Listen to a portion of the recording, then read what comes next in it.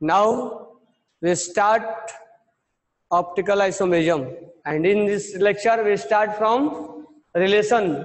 What is relation in optical isomerism? Enantiomer, diastereomer, meso, racemic mixture. Okay, तो आपके लिए एक क्वेश्चन मैंने दिया है. क्वेश्चन नंबर 1, ये कंपाउंड ए है, ये कंपाउंड बी है, ये कंपाउंड सी है, ये कंपाउंड डी है. हमें बताना है कि उस कंपाउंड में ए और बी, ए और C, A D, B C, B D और सी डी में क्या रिलेशन है. साथ में भी ध्यान में रखना कि पिछले क्लास में हमने आपको इनेंशियोमर जानने के लिए बताया था, तो ध्यान देना, अगर आर का एस है, एस का आर है, या आर आर का एस एस है, एस एस का आर आर है, और आर एस का एस आर है, और एस आर का आर एस है. ध्यान रखना इस दो केस में असिमेट्रिक होना चाहिए, सिमेट्रिक नहीं चलेगा. सिमेट्रिक हो जाएगा तो आइडेंटिकल हो जाएगा. तो ये असिमेट्रिक होगा, असिमेट्रिक होगा तब इनेंशियोमर होगा, इनेंशियोमर होगा. अगर कहीं सिमेट्रिक हो गया, सिमेट्रिक आने का मतलब ऊपर वाला भी सेम और नीचे वाला भी सेम, तो उस केस में वो आइडेंटिकल हो जाएगा. ये थोड़ा ध्यान रखने का, बराबर है. मीजो, मीजो अपने आप में होता है, मीजो अपने आप में होता है, इंटरनल कंपनसेट होता है, किसी एक के साथ दूसरे का रिलेशन नहीं होता है कि ए और बी का क्या मीजो है रिलेशन. मीजो अपने आप में होगा. तुम इस क्वेश्चन में 7th नंबर में ये भी बताना है कि मीजो फॉर्म कौन है, इस चारों में से मीजो कौन फॉर्म कौन है. तो मीजो फॉर्म अपने आप में होता है, ठीक है. नेक्स्ट है डाइस्टीरियोमर. अगर यहां पे आर आर का एक केवल चेंज हुआ है, एस और आर,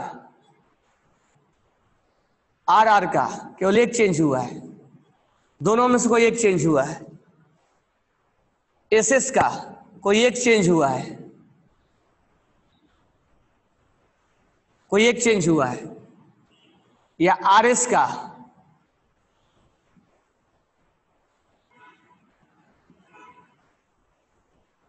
कोई एक चेंज हुआ है, इसमें ए चेंज हुआ है, इसमें ये चेंज हुआ है, एस आर का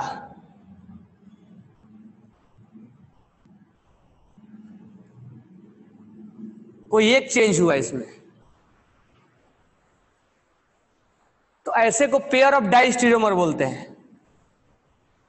पेयर ऑफ डाइस्टीरियोमर.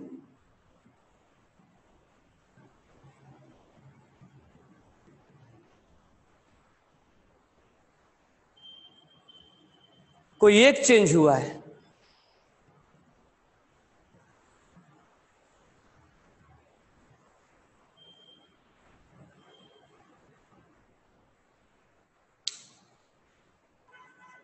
तो इसमें सिमेट्रिक और असिमेट्रिक वाला कोई प्रॉब्लम नहीं आएगा. क्यों?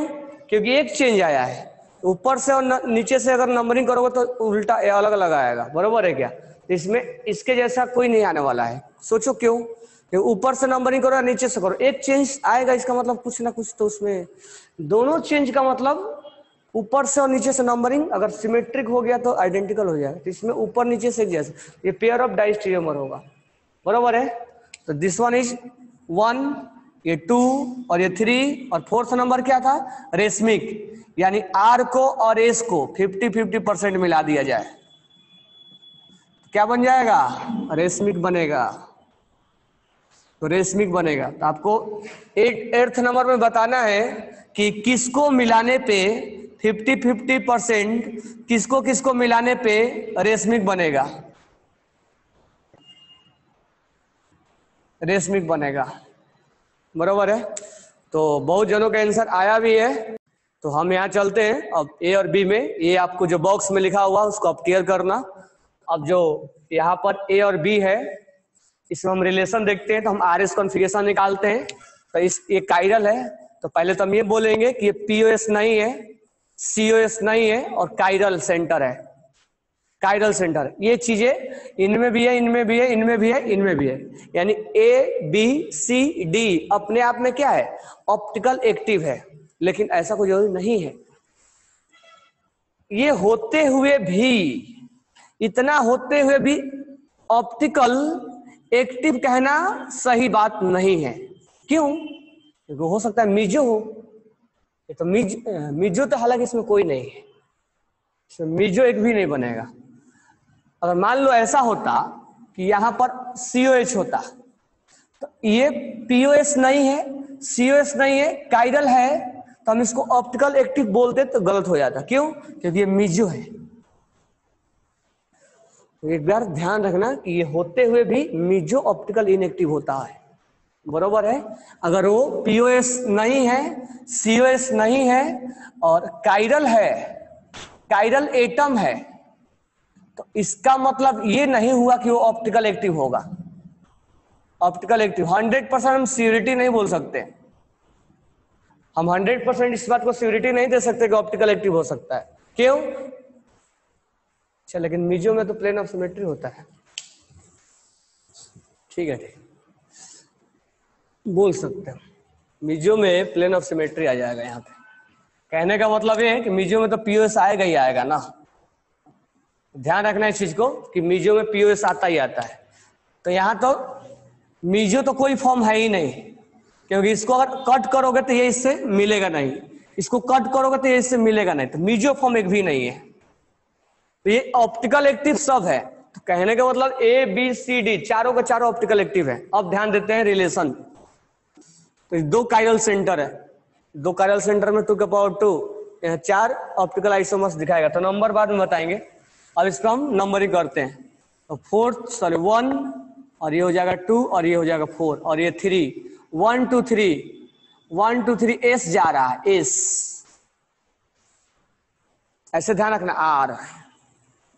R क्लॉकवाइज होता है और ये जा रहा है 1 2 3 S है तो उल्टा बोलेंगे R।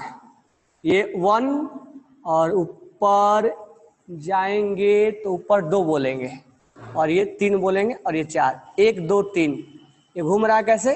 S में, तो क्या हो जाएगा? R। सबका आ गया नहीं R? चलो इसको देख लेते हैं। ये 4 नंबर, ये 1 नंबर, ये 2 नंबर, 1 2 3, 3 नंबर नीचे वाला होगा, 1 2 3 कैसे है? ये R में है तो क्या होगा? ये S होगा। 1 और ऊपर वाला 2 हो जाएगा, नीचे वाला 3 हो जाएगा, ये 4 हो जाएगा। 1 2 3 R में जा रहा है तो क्या हो जाएगा? S। तो ये R का क्या हो गया? SS। तो R का SS हो गया, तो इसमें हमें सिमेट्रिक देखने की कोई जरूरत नहीं है, क्योंकि ये RR का जब SS हो गया तो ऊपर से काउंटिंग करो या नीचे से भी करो। अगर मान लो यहाँ पर मैंने COH लिख दिया होता और यहाँ पर भी COH लिख दिया होता, तो RR का अगर SS बन गया होता तो सिमेट्रिक रहता है भी हम आंसर बोलते हैं एनेंशियोमर है, बरोबर है क्या? इसमें थोड़ा देखना पड़ता है, तो इस पे स्टार लगा लेना। तो पहला जो ऑप्शन है A और B में क्या रिलेशन है? एनेंशियोमर का, एनेंशियोमर का, बरोबर है ना? ठीक है। उतना देखने के बजाय ये भी देख सकते थे कि ये मिरर इमेज है, लेकिन मैं तुमसे फिर से बोल दूं प्रॉब्लम क्रिएट हो जाएगा। और क्वेश्चन एग्जाम में यही से पकड़ के लाता है वो। मिरर इमेज तुम्हें झटके में दिखता है, तुम झटके में बोलते हो एनेंशियोमर, तुरंत आइडेंटिकल का ऑप्शन तुम्हें दिखता नहीं है, यहां पर गलती हो जाएगा तुम्हारा, बरोबर है क्या? इस चीज को थोड़ा केयर करना कि कहां पर गलतियां होती है हमें। यहां पर तुम मिरर इमेज देख के और एनेंशियोमर बोल दोगे, सही है, नो प्रॉब्लम, लेकिन यहां पर गलतियां कर बैठोगे जो कल क्वेश्चन दिया था मैंने। तो एक बार जब सिमेट्रिक है तो उस पर केयर करो, सिमेट्रिक नहीं है तो कोई केयर करने की जरूरत नहीं है। ऊपर ग्रुप और नीचे ग्रुप अगर अलग है तो केयरिंग करने की तुम्हें कोई नीड नहीं है। अगर ऊपर और नीचे एक बार सिमेट्रिक आ गया तो एक बार जरूर केयर करो, नहीं तो आइडेंटिकल को तुम एनेंशियोमर मार के आंसर आओगे और तुम्हारा निगेटिव मार्किंग हो जाएगा। तो बी केयरफुल हियर, बरोबर है? तो इसमें असिमेट्रिक है तो ज्यादा हमें आरएस पे नहीं भी जाके, असिमेट्रिक है तो असिमेट्रिक में आरएस नहीं निकाल के हम डायरेक्ट मिरर इमेज भी देखें ना तो चलता है हमारा। लेकिन एक बार कहीं ये उल्टा लिख दिया, ये ऐसे लिख दिया, ये ऐसे लिख दिया, उस केस में थोड़ा क्या होगा, ये ऐसे लिखा है, अब ये उल्टा लिख दे, ऊपर COH लिख दे, ऐसे लिख दे, तो उस केस में थोड़ा मान लो इसको ऐसे लिख दे, ऐसे लिख दे CH3। अब इस केस में तुम अब मिरर इमेज तुम निकालोगे तो इधर उधर आ जाएगा, तो इसलिए बेटर ये रहता है कि तुम RS लिखो, बराबर है क्या। तो इसलिए हमारे पास दो दो टूल्स है यूज करने के लिए, मिरर इमेज भी देख लो नहीं तो RS भी देखो। अब मान लो उल्टा लिख दिया तो क्या करोगे, अब इसको घुमा के ऐसे ऐसे थोड़े चेक करवा रहे हैं मैं तुम्हें कि मिरर इमेज है कि नहीं, ये इसका मिरर इमेज यहाँ नहीं दिख रहा, लेकिन मे भी अब मान लो उल्टा लिख दिया तो क्या रिलेशन होगा, तो नंबरिंग तो इधर से होगा ना, तो ध्यान रखना। अब इसको थोड़ा हम करते हैं ऐसे, मान लो उल्टा ही लिख दिया तो क्या करेंगे, तो ये यहाँ पर हो गया 1, यहाँ पर हो गया 4, यहाँ 2 और 3, 1 2 3 क्या हो गया, ये 1 2 3 क्या हो गया, ये S जा रहा था, क्या हो जाएगा, ये R होगा ना, R है। और ये क्या हो गया, ये हो गया 1 नंबर, ये हो गया 2 नंबर, ये हो गया 4 नंबर, ये हो गया 3 नंबर, बराबर है। यहाँ से 2 नंबर होगा तो 1 2 3 एक ऐसा हो गया, ये हो गया S, तो ये क्या होगा R। तो देखो अब तुम्हें यहाँ से क्लियर क्लियर समझ में आ जाएगा, R R और ये R R, अब ये आइडेंटिकल नजर आ गया। अच्छा आइडेंटिकल मैं यहाँ नहीं लिखा हूँ क्या, बरोबर, आइडेंटिकल में सीधा सीधा होता है, R R का R R होगा, एस एस का एस एस होगा, कोई चेंजेज नहीं होगा, एस एस का एस एस होगा, आर एस का आर एस होगा, एस आर का एस आर होगा। और एक बार यहाँ पर तो बिल्कुल ध्यान रखना है, असिमेट्रिक में ये तुम्हारा जो है वो आइडेंटिकल है, आइडेंटिकल है। तो ये इनेंशियोमर को ध्यान में रखना है और खासकर यहां ध्यान में रखना है, डायस्टीरियोमर को ध्यान में रखना है, एक चेंजेज आएगा, निजो तो ध्यान में रखोगे ही, चौथा नंबर रेशमिक और 5वां नंबर आइडेंटिकल, कोई चेंजेज नहीं आया। तो यहां तुम अब यहां पर देखो कहीं ऐसा आता कि मान लो यहां पर आता R और यहां आता S और यहां आ जाता, ऐसे दिया है, मान लो ऐसे दिया है और यहां आ जाता S और यहां R है, तो तुम अगर बोलते कि उल्टा हो गया है तो तुम्हारा आंसर गलत आ जाएगा, तब तुम इनेंशियोमर बोलोगे तो गलत आएगा। क्यों, क्योंकि तुम नंबरिंग यहां से कैसे करोगे, 2R और 3S लिखोगे, क्योंकि नंबरिंग तुम यहां से करोगे, नंबरिंग नीचे से नहीं करोगे, यहां रिस्ट्रिक्शन हो गया, 1 2 3 2R और 3S, और यहां नंबरिंग 1 2 3 4 2R और 3S। तो कहीं ऐसे चक्कर में मत फंस जाना कि गलती कर देना, देखो दोनों का कॉन्फ़िगरेशन सेम है, कि आइडेंटिकल में गिरेगा। तो बी केयरफुल ऐसे क्वेश्चन में। तो मैं जो बता रहा हूं यहां पर ये वाला आंसर सही है, लेकिन जो मैं बता रहा हूं उस पर केयर करना, क्योंकि एग्जाम में जहां मैं बोल रहा हूं पॉइंट्स, वहीं से आपको क्वेश्चन उठाए जाते हैं, और आपको फिल्टर करने आना चाहिए कि कहां पर हम गलतियां करते हैं। वो फिल्टरेशन पॉइंट आपको मालूम होना चाहिए कि हम गलती कहां करते हैं, ताकि जब एग्जाम में क्वेश्चन आए तो हम कर ले जाए उस क्वेश्चन को, ये नहीं कि हम भी उसी पानी में बह गए जिस पानी में सब बह रहे हैं, मार्क्स भी नहीं मिलेंगे। तो बी केयरफुल, एक क्या केयरफुल करना है तुम्हें, केयरफुल ये करना है कि नंबरिंग कहां से करूं मैं, नंबरिंग कहां से करूं। और दूसरा चीज, तुरंत आरएस को और एसआर को देख के मत मार देना, नंबरिंग करके तुम करना। अब मान लो असिमेट्रिक रहा, ऐसा कुछ हुआ असिमेट्रिक रहा, और यहां एसआर गिर गया और आरएस गिरा और यहां एसआर गिरा, लेकिन ऐसा इसमें दिया कि इसमें नंबरिंग नीचे से हो रहा है, नंबरिंग इसमें नीचे से हो रहा है, तो तुम 2R और 3S बोलोगे, और जब तुम नंबरिंग नीचे से करोगे तो 2R और 3S मिल जाएगा, दोनों आइडेंटिकल नजर आ जाएगा। और तुम्हें तो यहां उल्टा नजर आएगा, तो तुम बोलोगे तो उल्टा नजर वाला को हम तो इनेंशियोमर बोलते हैं, गलत हो जाएगा। इस चीज को बी केयरफुल। तो नंबरिंग कहां से करूं, ऊपर से करूं या नीचे से करूं, और आरएस में उल्टा सही आया, दोनों चीज चेंज हुआ है या नहीं हुआ है, तो बी इस सब क्वेश्चन में केयरफुल आपको करना है। तो ये चीजें आपको पकड़ में आना चाहिए। तो बी केयरफुल जो मैं बोला, तो इसमें केयरिंग क्या करना है, नंबरिंग और आरएस को देखना है। तो नंबरिंग विथ आरएस, इसलिए तो सिमेट्री में गलत हो रहा था, तुम केवल डायरेक्ट देख रहे थे, नंबरिंग कहाँ से कर रहे थे, ये नहीं कर रहे। तो नंबरिंग इज इंपॉर्टेंट। नंबरिंग ऊपर से करूँ या नीचे से करूँ या दोनों तरह से मैं फ्री हूँ। अगर दोनों तरफ से ऊपर से भी और नीचे से भी कर सकता हूँ मैं नंबरिंग, तो यहाँ RS आया और यहाँ SR आया, इसका मतलब दोनों क्या है, सिमेट्रिक है। नंबर काउंट करके देख लो, बराबर है क्या। इस चीज को मैं थोड़ा यहाँ समराइज करके लिख दे रहा हूँ।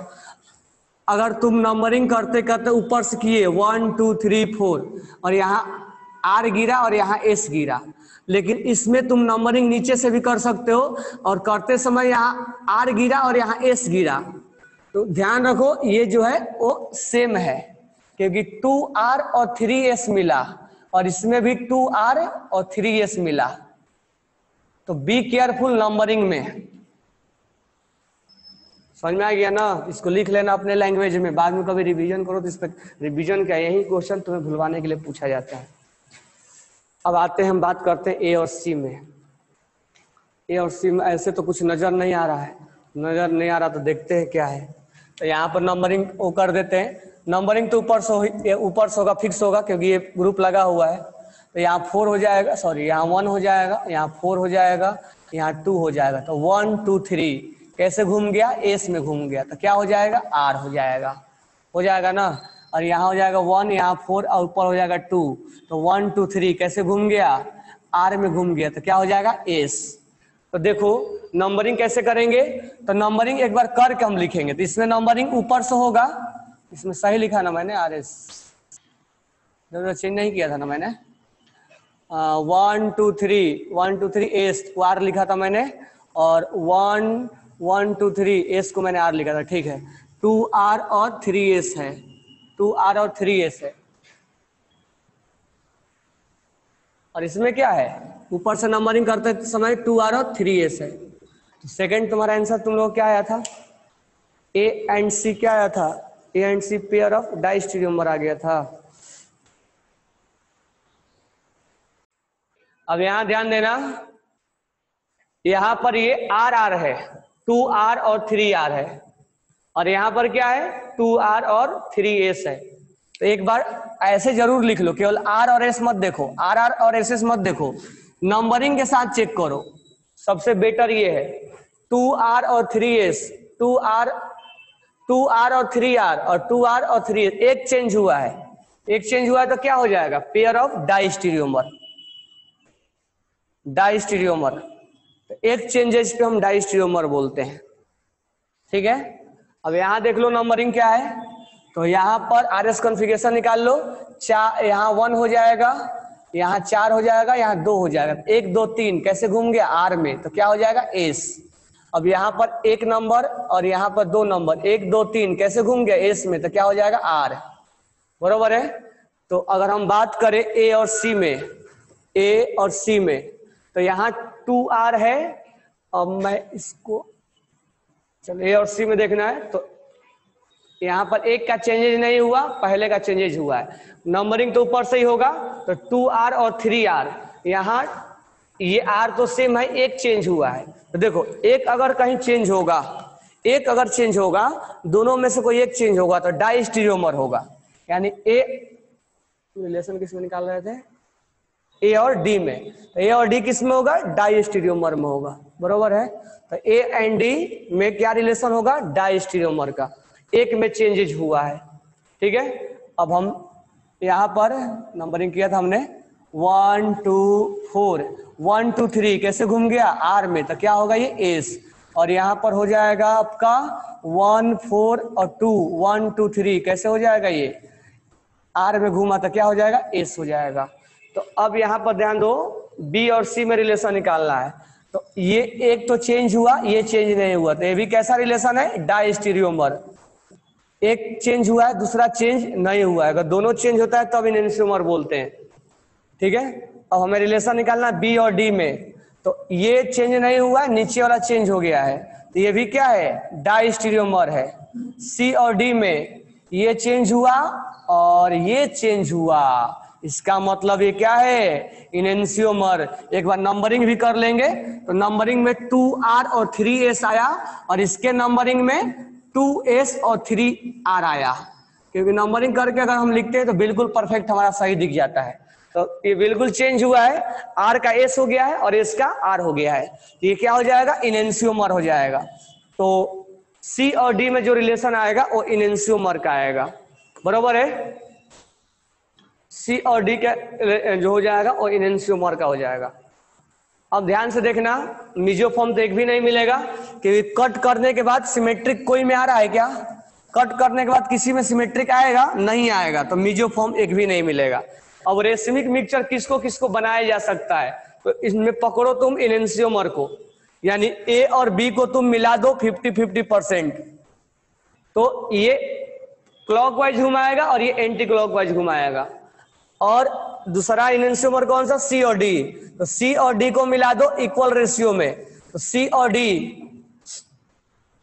बराबर है, सी और डी, सी और डी क्या हो जाएगा, रेशमिक मिक्सचर हो जाएगा, बराबर है। C and D will show racemic mixture, C और डी रेशमिक मिक्सचर हो जाए। अब ध्यान देना, मैं तुम्हें मीजो सिखाया था और मीजो में ऐसे ही बोला था कि देखो ध्यान से सुनना मैं क्या बोल रहा हूं, यहाँ आर है और ये एस है, तो हमने तुम्हें बोला था कि ये लाइट जब पास करेंगे तो ये आर 60 डिग्री घुमाएगा और ये एस ऐसे घुमा देगा, लेकिन यहाँ पर ये जो घुमाने का दोनों का टेंडेंसी है यानी पावर है वो अलग अलग है। क्यों, क्योंकि इस पे ग्रुप अलग अलग लगा हुआ है, सिमेट्रिक नहीं है। अगर तुमसे मैं बात करूं ऐसे OH OH H और H COH और यहाँ COH, अगर मैं बोल दूं 1 2 3 1 2 3, क्या होगा, ये 1 2 3 S होगा, तो ये R होगा और ये S होगा। अगर मैं बात करूं यहाँ पे, तो ये एक दूसरे के क्या है, आधा कट करने पे POS मिल जाएगा, प्लेन ऑफ सिमेट्री मिलेगा। अगर ये जो है क्लॉकवाइज घुमाता है 60 डिग्री, तो ये भी पावर रखता है उसको 60 डिग्री एंटी क्लॉक घुमाने का। लेकिन यहाँ पर अगर RS है तो ये अगर पावर रखता है 60 डिग्री घुमाने का, तो हो सकता है इसका पावर क्या हो, कम हो, क्योंकि इस पे सिमेट्रिक नहीं है। तो यहाँ ये मत सोच लेना कि एक ऐसे, अब मैं कोई रूम में से जा रहा हूं तो मेरे को कोई एक पूरा ऐसे घुमा दिया और जब दूसरे ने घुमाया वो इतना ही घुमाया, तो लाइट इतना ही घुमा हुआ दिखेगा उसको, बरोबर है क्या। तो इस चीज पे क्लियर रखना कि मैं ऐसे जब रूम में एंटर किया तो एक ने जब इतना घुमाया तो दूसरा उसको पूरा ऐसे घुमाना चाहिए। अगर उसका पावर कम या ज्यादा निकला तो वो डाइस्टीरियोमर नहीं, सॉरी मीजोफॉर्म नहीं होगा। ये देखो सिमेट्रिक नहीं है, तो इसका पावर ये क्लॉकवाइज घुमा जरूर रहा है और ये एंटी क्लॉकवाइज घुमा जरूर रहा है, लेकिन दोनों का पावर क्या है, अलग अलग है घुमाने का, क्योंकि ग्रुप सिमेट्रिक नहीं है। तो ध्यान रखना इस चीज को, इस पे भी डिपेंड करता है उसका एंगल। तो एंगल के बारे में हम बाद में, स्पेसिफिक रोटेशन के बारे में हम बाद में बात करेंगे। तो यहाँ पर ये आपको ध्यान में रखना होगा, ठीक है।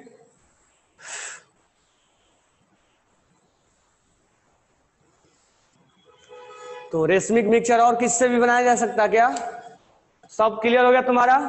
चलो कोई एक चीज ध्यान रखना, सी और डी मीजोफॉर्म, ये बिल्कुल गलत स्टेटमेंट है। मीजोफॉर्म अपने आप में चेक किया जाता है, किसी दूसरे को मिला के नहीं। रेशमिक मिक्सचर में बाहर से मिलाया जाता है, एक्सटर्नल कंपनसेट है, बराबर है क्या। ऐसा समझो कि ये रूम है, रूम में से ऐसे लाइट पास किए और ऐसा लाइट निकला, तो रूम के अंदर पहले से दो घुमाने वाले हैं, क्लॉकवाइज है और एक एंटी क्लॉकवाइज, वो भी इक्वल स्ट्रेंथ में। लेकिन अगर हम कहीं बाहर से दो पर्सन को पकड़ के ला के इसमें डाल दिए और बोले कि तुम क्लॉकवाइज घुमाना और तुम एंटी क्लॉकवाइज घुमाना इक्वल स्ट्रेंथ में, वो रेशमिक मिक्सचर है। तो इनेंशियोमर को जब इक्वल कंसंट्रेशन में, इक्वल मोल में, इक्विमोलर में जब मिलाया जाता है तो रेशमिक तैयार होता है। और मीजो अपने आप में होता है, तो मीजो के लिए किसी दूसरे का हेल्प नहीं चाहिए। Meso is internal compensate, okay ना। सबको मीजो के बारे में मत बोल देना कि दो मीजो बनेगा, तो अभी मत बोलना ये, ओके ना। कोई डाउट है तो नाउ नेक्स्ट क्वेश्चन इज, ये आपके कंपाउंड है, this one is A and this one is B, what is relation between A and B, A और बी के बीच में क्या रिलेशन है, क्या है रिलेशन ए और बी के बीच में।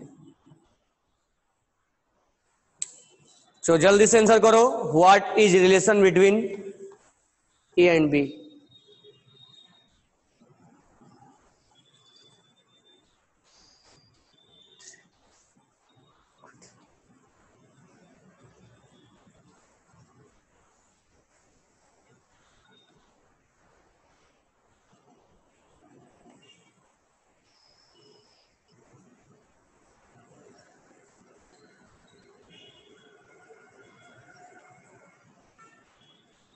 देखते हैं फर्स्ट आंसर किसका आता है। अब इस क्वेश्चन का हम आंसर करते हैं, तो नंबरिंग कर लो, 1 नंबर 4 नंबर। इधर पहला कार्बन, इधर पहला कार्बन, दूसरा हाइड्रोजन, इधर दूसरा क्लोरीन, ये भारी गिर गया और ये 3 पे चला गया। तो 1 और 4 डिसाइड करना तो आसान हो जाता है, 2 और 3 हम डिसाइड करते हैं। इसलिए मैं तुमसे बोला था कि आरएस कॉन्फ़िगरेशन बहुत आसान गिरता है, बराबर है क्या। अगर इसके बारे में बात करें तो यहां से ये ऑक्सीजन जुड़ा हुआ है और ये हाइड्रोजन जुड़ा हुआ है, ये पहला कार्बन है, ये पहला कार्बन है, तो यहाँ इसको पहला नंबर दे देंगे, ये 4th नंबर दे देंगे। बात रहा 2 और 3, इसका दूसरा कार्बन एटम क्या है, हाइड्रोजन है, इसका दूसरा एटम क्या है, क्लोरीन है। कौन भारी गिर गया, ये, तो ये 2 नंबर को जाएगा और ये 3 नंबर को जाएगा। अब घुमा दो इसको, 1 2 3 कैसे गए, आर गए, उल्टा बोल दो, एस हो गया, ये एस हो गया। चलो अब इसको घुमाओ, अब ये 1 नंबर को जाएगा और ये 4 नंबर को जाएगा, क्योंकि सबसे मास डायरेक्टली अटैच इसका है और सबसे कम इसका है। अब इधर गए तो कार्बन, चलो इसमें थोड़ा सा हम अलग से देख लेते हैं। तो दूसरे वाला कार्बन पे नंबरिंग कहाँ से करेंगे, तो इसमें चलो ये इसको बीच वाला मान लेते हैं। तो इधर गए तो क्लोरीन लगा हुआ है, इधर गए तो क्लोरीन लगा हुआ है और इधर गए तो हाइड्रोजन लगा हुआ है। ये तो समझ में आ गया कि ये 1 जाएगा और ये 4th जाएगा। इधर गए तो कार्बन लगा हुआ है और इधर गए तो कार्बन लगा हुआ है। कार्बन के बाद यहाँ अब ऑक्सीजन लगा हुआ है और इधर क्या लगा हुआ है, यहाँ भी ऑक्सीजन लगा हुआ है। अब इधर गए तो हाइड्रोजन कार्बन और इधर गए तो कार्बन ही लगा है, इसका मतलब इधर गए तो कार्बन, इससे डायरेक्टली अटैच पहले देख लेंगे, इस कार्बन से डायरेक्टली अटैच देख लेंगे। तो इस कार्बन से डायरेक्टली कार्बन है, इस कार्बन से डायरेक्टली कार्बन ही है, ठीक है। अब क्या करेंगे, अब ये सारे कंपेयर हो गया।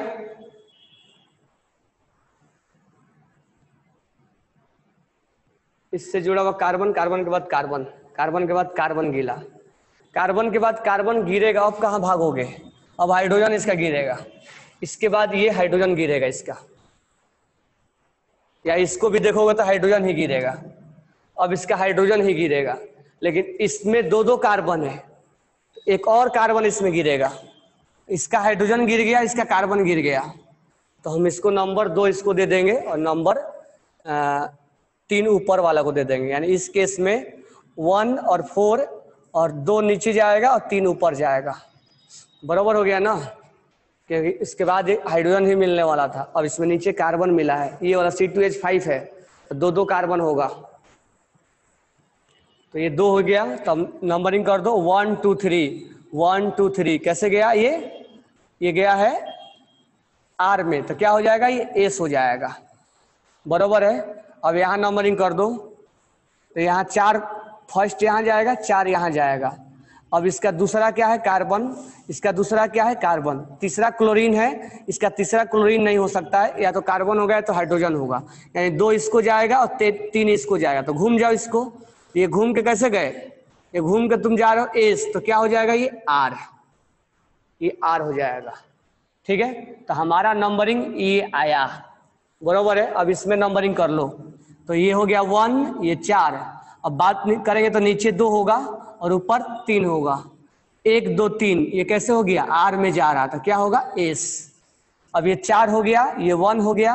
अब बात करेंगे इसका और इसका, तो अभी बताया इसका जाएगा नीचे वाले का, क्योंकि ये लगभग सेम लिखा हुआ है ना, ये बस क्लोरीन को इधर लिखा हुआ, बाकी तो ये नीचे लिखा, एक ही जैसा लिखा हुआ है। तो 2 इसको और नीचे वालों को, ऊपर वाले को 3, तो यहाँ पर खड़े होके तुम कैसे घुमा दिए, सॉरी एक उल्टा लिख दिया मैंने, 4 इसको जाएगा 1 इसको जाएगा, तो यहाँ रह के तुम कैसे घूम गए, 1 2 और ऊपर वाला 3 है, 1 2 3 कैसे घूम गए, एस, तो क्या होगा आर। अब यहाँ आ जाओ, यहाँ आओगे तो 1 नंबर, 4th नंबर और ऊपर वाला 3 नंबर और ये 2 नंबर, तो 1 2 3 कैसे घूम गए, आर, तो बोलोगे क्या, एस। तो अब नंबरिंग कहाँ से करो, तो वहीं से भी करो, ठीक है। हमें लगता है कि नंबरिंग ऊपर से करेंगे, क्यों, क्योंकि यहाँ पर CH2 है और यहाँ CH3 है, तो OH फंक्शनल ग्रुप है, तो OH पहला नंबर पे आना चाहिए, तो 1 1 2 3 4 5 6, क्योंकि इधर से नंबरिंग करेंगे तो OH जो है वो तीसरे नंबर पे जाएगा, तो हम नंबरिंग यहाँ ऊपर से करेंगे, तो यहाँ हमारा आ गया 2S 3S और 4R आ गया। नंबरिंग इधर भी ऊपर से ही होगा, 1 2 3 4 5 6, बराबर है। तो यहाँ हो गया 2S 3R और 4S। अब देखो ये सेम आया, सबका चेंजेज आना चाहिए था, तब हम इनेंशियोमर बोलते। ये चेंज नहीं आया, ये चेंज आया जरूर और ये चेंज जरूर आया, ये R का S बन गया और ये S का R बन गया, ये दोनों चेंज है, लेकिन इसका कोई चेंज ही नहीं है। तो हमने अभी तक 2 कॉम्बिनेशन वाला लिखवाया था, तो उसी कंसेप्ट में तो बोल सकते हो, जब पूरा का पूरा चेंज हो जाएगा तब इनेंशियोमर होगा। तो इस केस में हम क्या बोलेंगे, A एंड B आर डाइस्टीरियोमर। तो मैं तुमसे बोला था स्टार्टिंग में ही कि मैं 90% क्वेश्चन इस पे ही सोल्व करवा दूंगा, तो बी केयरफुल RS पे, बरोबर है। 10% इस पे सोल्व नहीं होगा, वो मैं तुम्हें बताऊंगा कि वो 10% कौन है जो इस पे सोल्व नहीं होता है, तो उसके लिए वो थोड़ा इससे लेवल ज्यादा पड़ जाता है, तो वो लेवल हम अलग से करवाएंगे आपको। तो इसके बाद मैं वही करवाने वाला हूँ, अभी टाइम है ना 2 से 3 है, तो हम स्टार्ट करते हैं। ये समझ में आ गया सबको, तो हम स्टार्ट करते हैं। अब आपका लेवल जो आपसे मैंने बोला था कि मैं आपको लेवल 1 और 2 90% क्वेश्चन RS से करवा के दूंगा, बाकी जो 10% है वो आपका इससे, यहाँ पर ध्यान देना, यहाँ पर थर्ड में R आएगा, S नहीं आएगा, यहाँ पे यहाँ आएगा R, तो ये भी चेंजेज नहीं हुआ, यहाँ भी R है और यहाँ भी R है, ये भी चेंजेज नहीं हुआ है, ये चेंज नहीं हुआ, ये चेंज हुआ है। एक चेंज होने से हम नहीं बोलेंगे, तीनों का तीनों चेंज होना चाहिए, तो उसको हम बोलेंगे डाइस्टीरियोमर, सॉरी इनेंशियोमर, तो ये हो जाएगा डाइस्टीरियोमर, बराबर है। और आइडेंटिकल भी नहीं बोलेंगे, तो आपको आसानी से समझ में आ गया होगा। चलो नेक्स्ट में हमें है वेज डैश वाला। पहले या तो 2 काम हो सकते हैं, या तो वेज डैश को फिशर प्रोजेक्शन वगैरह में, वेज डैश को फिशर प्रोजेक्शन में बदलना सिखाऊं, नहीं तो दूसरे तरीके से करा दूं। तो पहले मुझे ये बताओ A और B में RS कॉन्फ़िगरेशन क्या होगा, what will be RS configuration in A and B।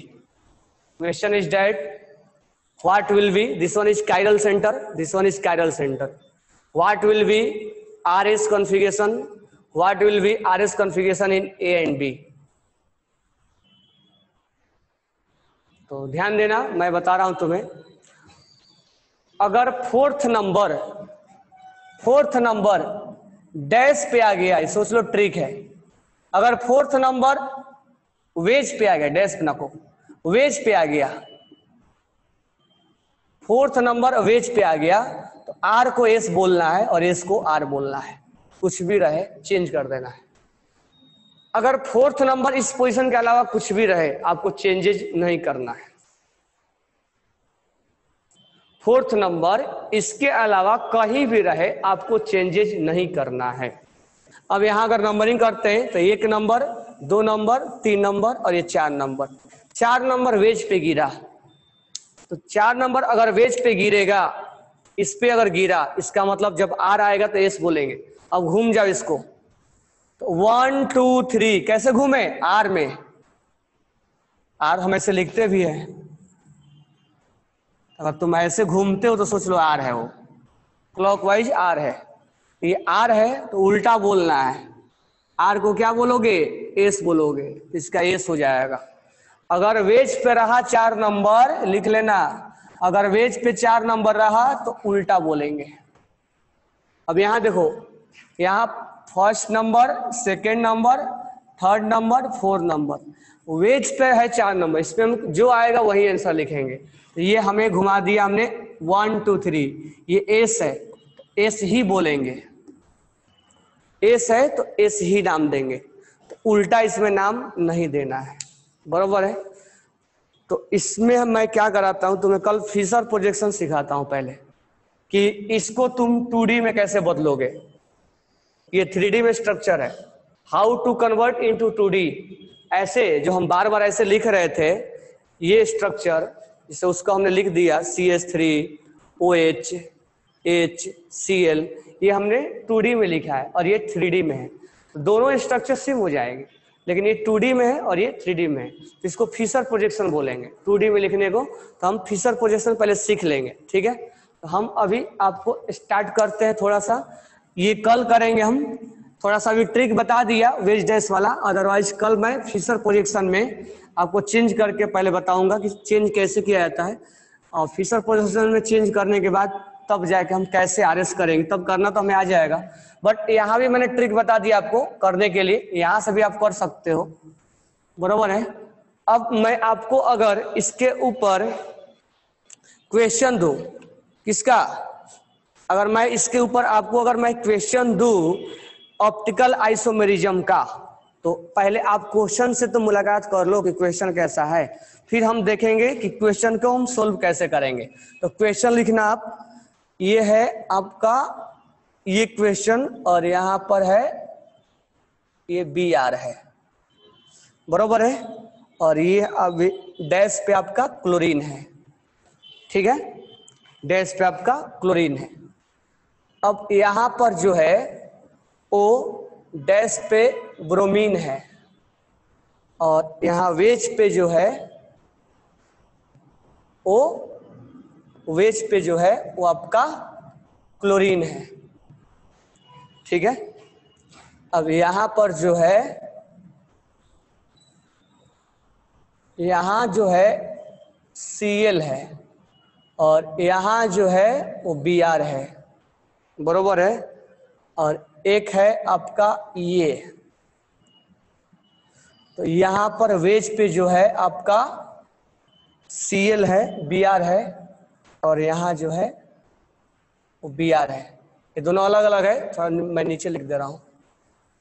यहां जो है, यहां जो है वो वेज पे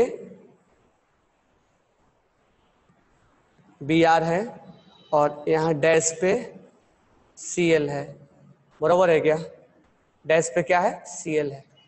तो कहने का मतलब ये हुआ कि हमारे को 4 दिया हुआ है, A B C D, फिर से वही क्वेश्चन, रिलेशन क्या होगा, रिलेशन किसमें, पहला A एंड B में, दूसरा A एंड C में, तीसरा A एंड D में, चौथा B एंड C में, पांचवा B एंड D में, छठा C एंड D में, क्या होगा एक रिलेशन। तो इस तरह के क्वेश्चन में, ये ऑप्टिकल आइसोमेरिज्म का जब क्वेश्चन है, रिलेशन बोले तो relation in optical isomerism, optical isomerism, और ऑप्टिकल आइसोमेरिज्म रिलेशन कैसे पूछेगा, तो पेयर ऑफ इनेंशियोमर, इनेंशियोमर है क्या, डायस्टेरियोमर है क्या, और आइडेंटिकल है क्या। दो के बीच में कभी मीजो नहीं पूछ सकता है, और दो को मिलाने के बाद हो सकता है रेशमिक बन जाए, तो रेशमिक भी आ सकता है, लेकिन उसको लिखना पड़ेगा इक्वल कंसंट्रेशन। तो तुम्हें लिख देगा कि A और B इक्वल कंसंट्रेशन, तो कहने का मतलब है कि दो के बीच में रेशमिक भी होता है, रेशमिक भी होता है, लेकिन वो उसको लिखना पड़ेगा इक्विमोलर, इक्विमोलर उसको लिखना पड़ेगा। जैसे बोल देगा कि B and C are in equimolar, B and D are equimolar, C and D are in equimolar, A and D are equimolar, तो बताओ इसमें से रेशमिक कौन बनाएगा, बराबर है। तो इस तरह के क्वेश्चन हमें करना है, तो मैं आपको बस झलक दिखाया कि क्वेश्चन कैसे करना है, बराबर है। तो ये क्वेश्चन है और इस क्वेश्चन को हमें ऑप्टिकल आइसोमेरिज्म में रिलेशन को बताना है। तो इससे पहले मैंने आपको आरएस कॉन्फ़िगरेशन करवाया था, तो वही मैं बोला था कि 90% क्वेश्चन जो है आरएस से हो जाता है, लेकिन 10% में ही सब आते हैं जो हम आरएस से नहीं कर पाते। कर पाएंगे बट फीचर में बदलने के बाद। इसको हम आरएस में भी कर सकते हैं, but first we change in feature then we, क्योंकि 3D में स्ट्रक्चर है और 2D में दिया जाता है तब हम आरएस निकाल देते हैं। तो इससे हम निकाल देंगे, बट इसके लिए तुम्हें मैं अलग से सिखाऊंगा, या तो फीचर से बना लोगे या तुम्हें मैं मिरर इमेज सिखाऊंगा। अब तुम सोचना घर पे जाके एक बार सोचना, तुम मिरर इमेज कहां से लेते थे? हर बार तुम, इसको मैं हटा रहा हूं, मैं सोचने के लिए तुम्हें बता रहा हूं, मैं इसका कंसेप्ट नहीं बता रहा हूं। तुम हर बार मिरर इमेज जो है कहां से लेते थे? मैं तुम्हें कोई भी देता था ऐसे ऐसे OH OH या H COH COH, सॉरी यहाँ OH यहाँ H यहाँ पर COH। तो तुम बार बार मिरर इमेज कहां से लेते थे? साइड से लेते थे। ये किसने सिखा दिया था कि साइड से लेना है? क्या रिस्ट्रिक्शन है? जब ये हमारे को ये डस्टर है और ऐसे रखा हुआ है, हम मिरर इमेज यहां से भी ले सकते हैं, यहां से भी ले सकते हैं, यहां से भी ले सकते हैं, यहां से भी ले सकते हैं। यानी मिरर इमेज हम लेने के लिए कहीं से भी फ्री है, यहां से भी ले सकते हैं, यहां से भी, यहां से भी और यहां से भी। लेकिन तुम अगर मिरर इमेज इसके ऊपर से लोगे, ऊपर से लोगे तो आइडेंटिकल मिलेगा, इधर से लोगे तब जाके वो सुपर इंपोज नहीं करेगा, वो सुपर इंपोज नहीं करेगा, तब जाके एक दूसरे के इनएंस्यूमर हो जाएंगे। तो तुमने मिरर इमेज यहां से लिए, क्या तुम मिरर इमेज स्क्रीन, मान लो स्क्रीन पे जो दिख रहा है उसके ऊपर से नहीं ले सकते हो क्या? मिरर इमेज यहां से नहीं ले सकते हो क्या? मिरर इमेज यहां से नहीं ले सकते हो क्या? तो तुम्हें 3 तरीके से मिरर इमेज ले सकते हो, यहां से भी और स्क्रीन के ऊपर से भी। तो मैं तुम्हें यहां ही सिखाऊंगा कि मिरर इमेज इस कंपाउंड में, इसको मैं यहां बना दे रहा हूं। मिरर इमेज तुम यहां से भी ले सकते हो, मिरर इमेज तुम यहां से भी ले सकते हो, और एक मिरर इमेज तुम स्क्रीन के ऊपर से भी ले सकते हो। तो 3 टाइप से मिरर इमेज लिया जाता है।